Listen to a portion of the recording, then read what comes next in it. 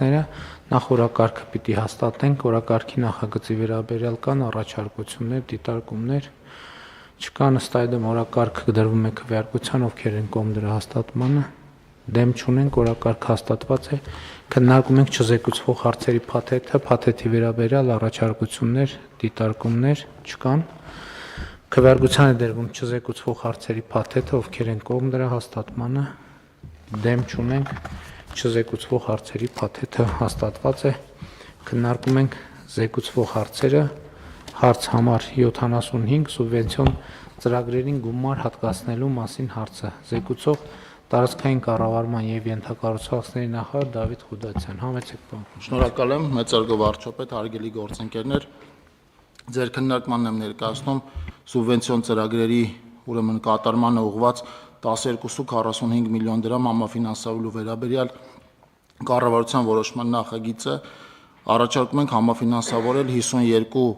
ուրեմն համայնքներից 169 սուբվենցիոն ծրագիր։ Պարոն վարչապետ, ցանկը ներկայացված է,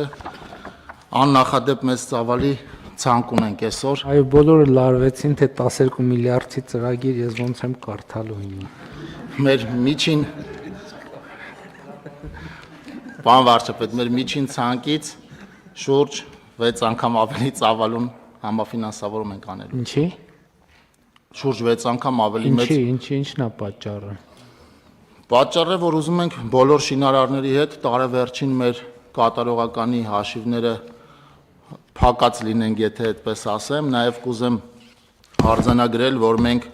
ընդհանուր առմամբ 33 միլիարդ 635 միլիոն դրամի համաֆինանսավորած կլինենք 2025 թվականի ընթացքում պետական բյուջեից, որը մեր տարեսկզբի բյուջետավորածի համեմատ ավելի քան 200%-ով եւ ընդհանուր առմամբ նախորդ տարվա կատարողականից ավելի քան 2 միլիարդ դրամով։ Շատ լավ։ Փորձենք Արագածոտնի մարզից սկսենք, Թալին համայնքի Ագարակավան, Կաքավաձոր, Կաթնաղբյուր բնակավայրերում խմելու ջրագծի ցանցի հիմնանորոգում կատարված է աշխատանքների 60%-ը, հիմնանորոգվել է 15 կիլոմետր խմելու ջրագծի ցանց, շահառուները 736 տնային տնտեսություն։ Պարոն Ղուդացյան, որ հիմա ասում ենք աշխատանքի 60%-ը արված է, կառուցված է 15 կիլոմետր ջրային ցանց, այսինքն այսքանը արդեն կառուցված շահագործման հանձնված է, թե պետք է սպասենք ամբողջը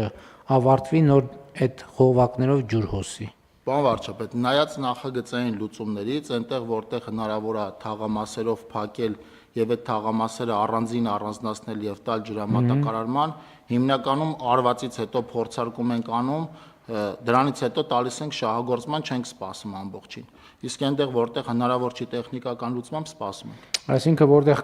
կասենք 65%-ը կատարված 70, այնտեղ որտեղ հնարավոր է որ արդեն իսկ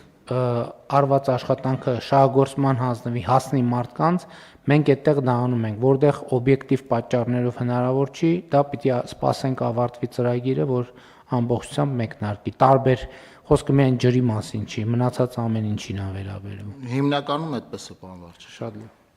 Դե շինարարությունների դեպքում երևի բոլոր դեպքերում է այդպես, որովհետև այնուամենայնիվ չնայած կարա ճանապարհը լինի, որի ենթադրենք 5 կիլոմետր լինի, 1.5 կիլոմետրը կամ 2 կիլոմետր առաջին շերտը արվածը լինի, արդեն երթևեկելի լինի եւ այլն։ Համեցեք։ Բոլոր դեպքերում այդպես է, այսինքն սպասում ենք աշխատանքի ավարտին, եթե գազաֆիկացման աշխատանքներ ենք իրականացնում, լուսավորության, ջրագծերի եւ ճանապարհների մասով, եթե հնարավոր է առանձին կտորով շահագործել, առանձին ենք շահագործել։ Հա, դե շենքն էլ բնականաբար, եթե մանկապարտեզ ենք կառուցում կամ դպրոց, չենք կարող 60